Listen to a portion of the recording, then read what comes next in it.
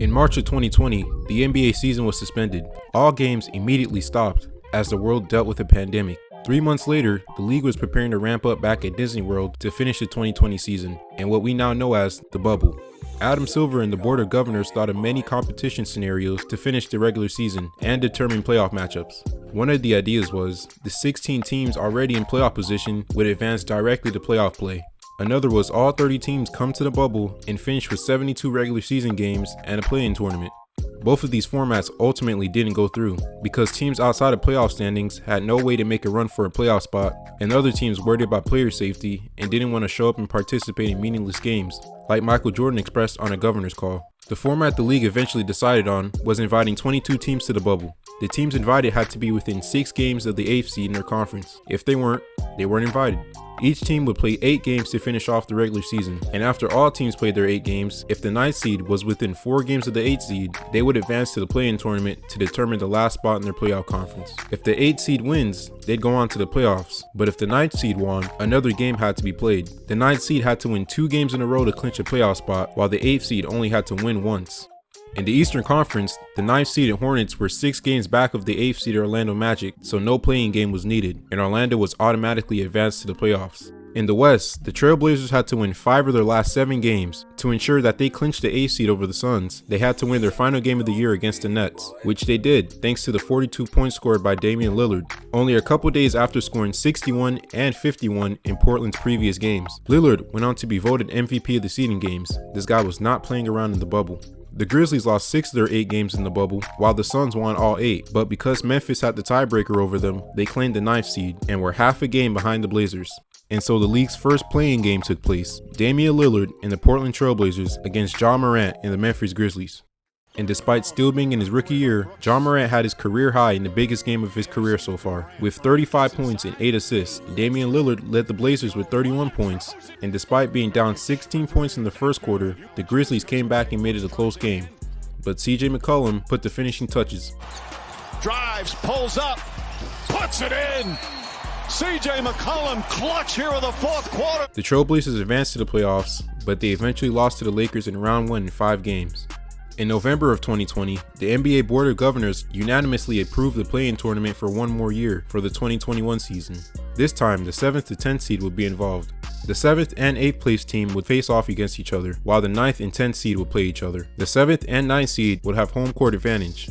The winner of the 7th and 8th seed matchup would move on to the playoffs, while the loser of the 9th and 10th seed game would get eliminated from playoff contention. The loser of the 7th and 8th matchup would have home court advantage and face off against the winner of the 9th and 10th matchup. The winner of that game claims the 8th seed in the playoffs, while the loser is eliminated. If you're the 7th or 8th seed, you have 2 chances to get a playoff spot, but if you're the 9th and 10th seed, you cannot lose if you want a playoff spot. And just making the playoffs alone can mean an extra $400,000 for a team. The tournament incentivizes young or struggling teams to compete later in the season rather than tanking for lottery draft picks. But this new format wasn't really accepted by owners and players. LeBron wasn't happy about it because the last thing he wanted was another game to play at the end of the regular season.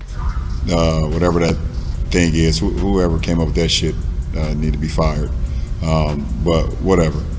Luka Doncic also spoke openly how he's against it. He says he doesn't see the point in it. I don't understand the idea of playing. You play 72 games to get in the playoffs, and then maybe you lose 2 in a row and you're out of the playoffs. So I don't see the point of that. While Mavericks owner Mark Cuban says the tournament is an enormous mistake, despite the disapproval from players, owners, and fans, it goes on in 2021. In the Eastern Conference, the 7th-seeded Boston Celtics faced off against the 8th-seeded Washington Wizards. The Celtics came into the game losing 6 of their last 8 games, along with Jaylen Brown undergoing a season-ending wrist surgery just a week earlier. Jason Tatum scores 50 points to hold the Celtics to the 7th seed in the playoffs, while Bradley Beal and Russell Westbrook came up short, combining for just 42 points. The 9th and 10th seed matchup was the Charlotte Hornets against the Indiana Pacers. This was one of the rare blowouts in the play-in tournament, as the Hawks lost by 27 points. The matchup for the 8th seed would be against the Pacers and Wizards, which also ended in a 27-point blowout, as the Wizards secured a playoff spot. In the Western Conference, the Lakers faced off against the Warriors in the 7th and 8th seed matchup. The Lakers, coming off a championship last year, barely had an offseason and were riddled by injuries throughout the year, while the Warriors went the season being carried by Steph Curry, who was still missing his running mate in Klay Thompson. The Warriors had established a lead for the majority of the night. Curry step back three. Bang! At the buzzer! It wasn't until the fourth quarter where the Lakers regained their first lead of the night. The teams traded baskets for the rest of the quarter, and despite getting hit in the eye moments earlier, LeBron James hit the shot of the night. Back up top, James puts up the three. Oh, it's good! The Lakers win and retain the 7th seed. Curry had a game-high 37 points, while LeBron finished with a 22-point triple-double. The 9th and 10th seed matchup was between the San Antonio Spurs and Memphis Grizzlies. Memphis, the first team to make multiple appearances in the tournament, faced off against DeMar DeRozan and DeJounte Murray. The Grizzlies started off the game hot as they had a 19-point lead at the end of the first quarter. The Spurs went on a 17-0 run in the second quarter and closed the lead down to 2 points. Memphis held the lead for the majority of the rest of the game. Little shake on Poeltl. Oh! Until the Spurs gained it in the fourth.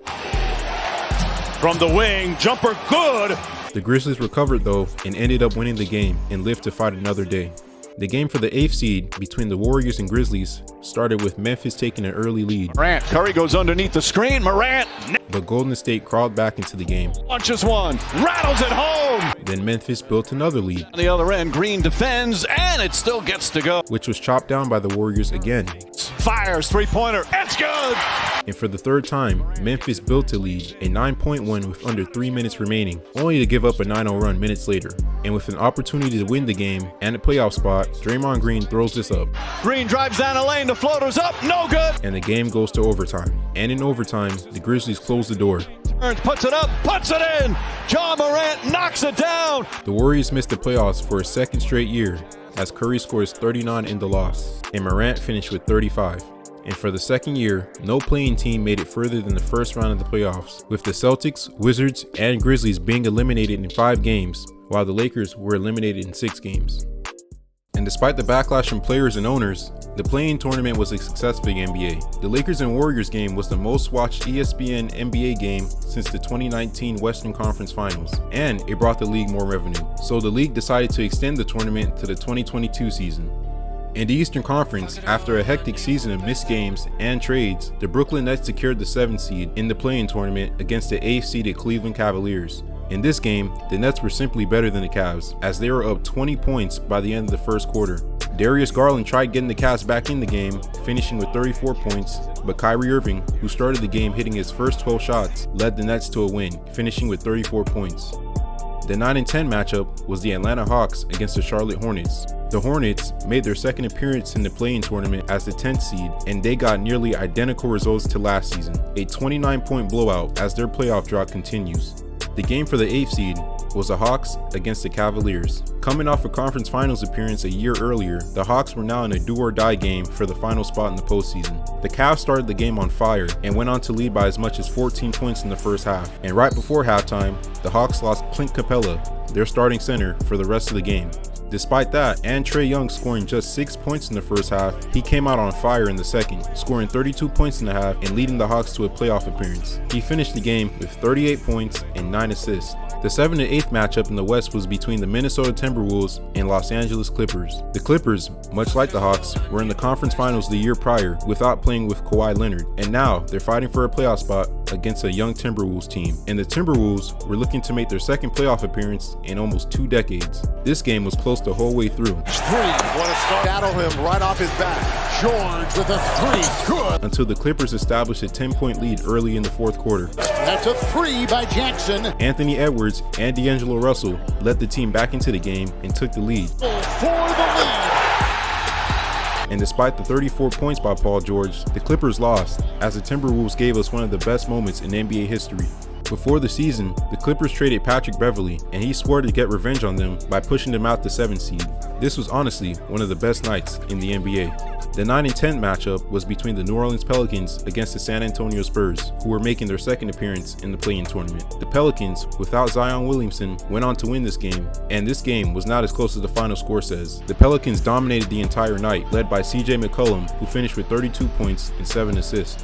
For the final game for the 8th seed, the Clippers came into the game with a disadvantage. Hours before the game, Paul George entered health and safety protocols and would miss the game. The Clippers, without their star player, had to face a young, hungry Pelicans team for their playoff spot, and they got out to a good start in the first half, leading by as much as 15 points. But in the third quarter, the Clippers outscored the Pelicans by 20 points and entered the fourth with a 10-point lead. But in spite of their youth and inexperience, the Pelicans fought back and won the game.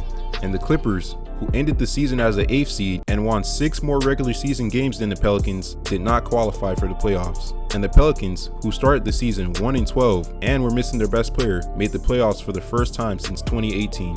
And for the third year in a row in the play-in tournament, all teams were eliminated in the first round. The Hawks were eliminated in 5 games, while the Nets were swept by the Celtics. In the West, both the Pelicans and Timberwolves were eliminated in 6 games.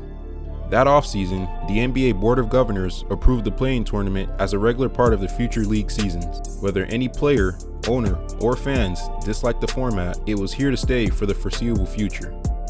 In 2023, the 7th and 8th seed matchup in the Eastern Conference would be the Miami Heat against the Atlanta Hawks, a rematch of last season's round 1 matchup of the 1st and 8th seed.